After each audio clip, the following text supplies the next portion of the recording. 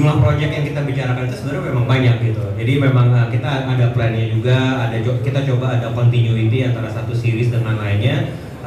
Tapi juga ya pada akhirnya juga kan ada timing, masalah production. Artinya setiap hari apa jam berapa mulai tayangnya, Pak?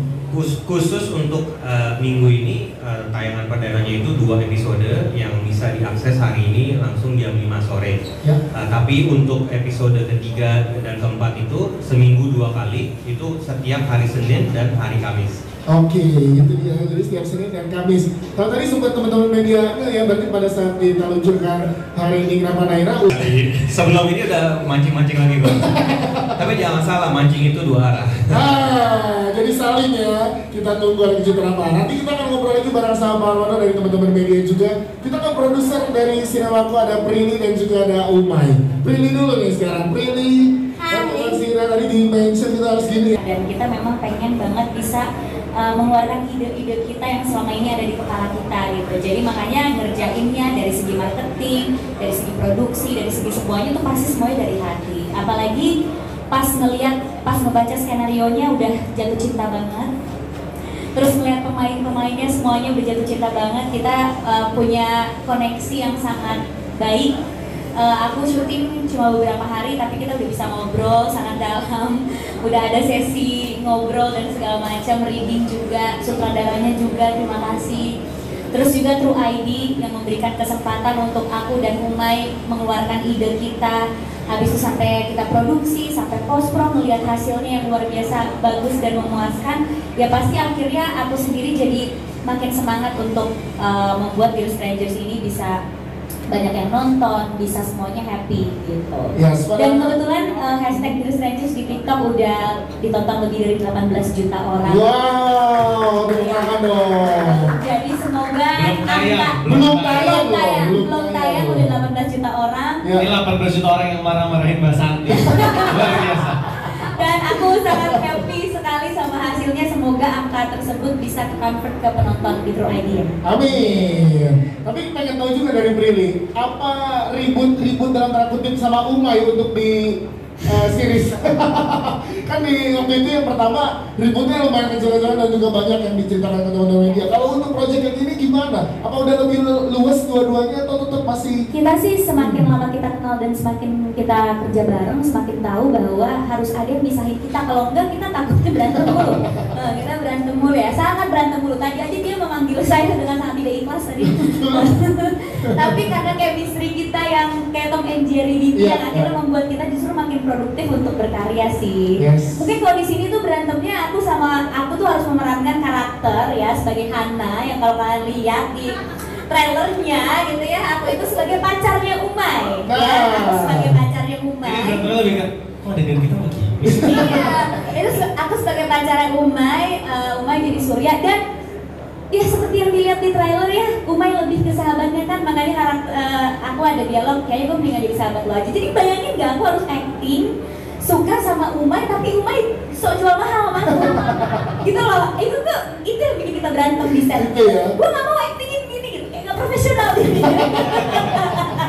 Di produksinya sendiri. Jadi luar biasa. Pak, boleh tambahin Prilly gimana keseruan di sini dan akhirnya memutuskan barengan sama Prilly dan pasti dari True ID untuk pemilihan cast, May. Iya. Lalu gimana silakan, May?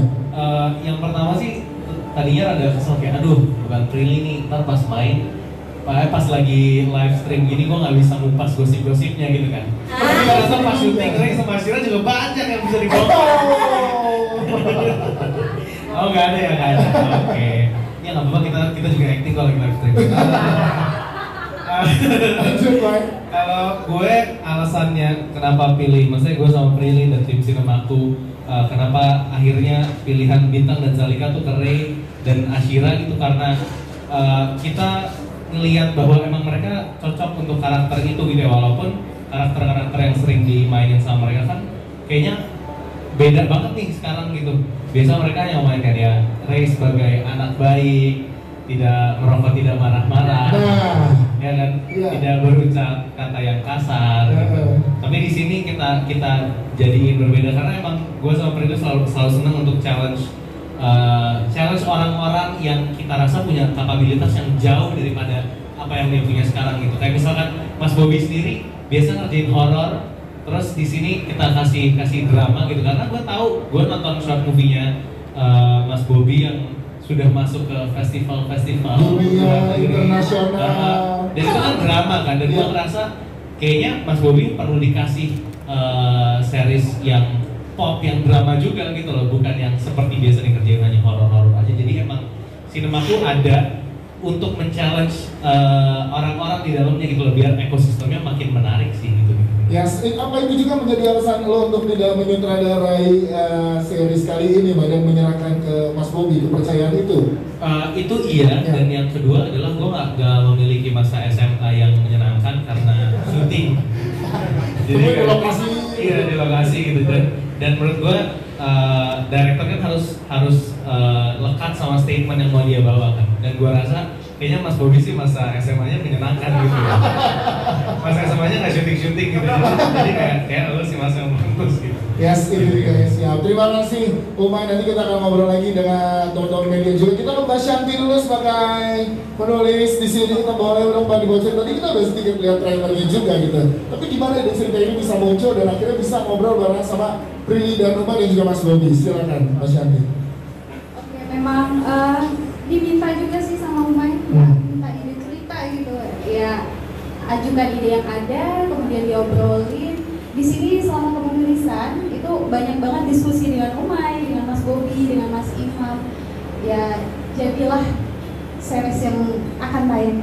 Itu terjadi obrolan-obrolan sengitnya itu seberapa sengit? Karena banyak hal kayak misalkan dari segi riset dari amnesianya mungkin bisa diceritakan juga seperti apa tuh Mbak Shanti? Ke dokter itu loh Mbak? Iya, nah itu boleh diceritakan. Jadi emang untuk adegan amnesianya itu researchnya wawancara ke beberapa dokter syaraf gitu, karena kasus kayak gini kan kita harus memastikan dulu ada apa enggak, mungkin atau enggak, dan ternyata memang mungkin terjadi gitu. Jadi ya emang harus confirm ke beberapa dokter, jangan cuma satu. Ketika lebih dari satu bilang mungkin, ya udah akhirnya. Ya kita nggak mau juga menyalahi yang sudah ada gitu loh, karena kita nggak mau salah memberikan informasi gitu kan. Aduh, gue pengen jokes tapi gue tuh pengen keluar tapi itu jangan orang gitu, jadi jangan deh. Ya intinya gue nggak mau salah memberikan informasi. Lo tau gak sih kepala gue isinya, ya kan? Yes, Jadi, paham. Tapi kalau Umay dan Prilly lagi sedikit, tadi yang dibahas sama Mbak Shanti juga, riset. Ini menarik karena karya-karya dari nontonnya sebegitu detail gitu, Prilly. Karena series atau film adalah kendaraan yang sangat-sangat efektif untuk menyampaikan suatu informasi.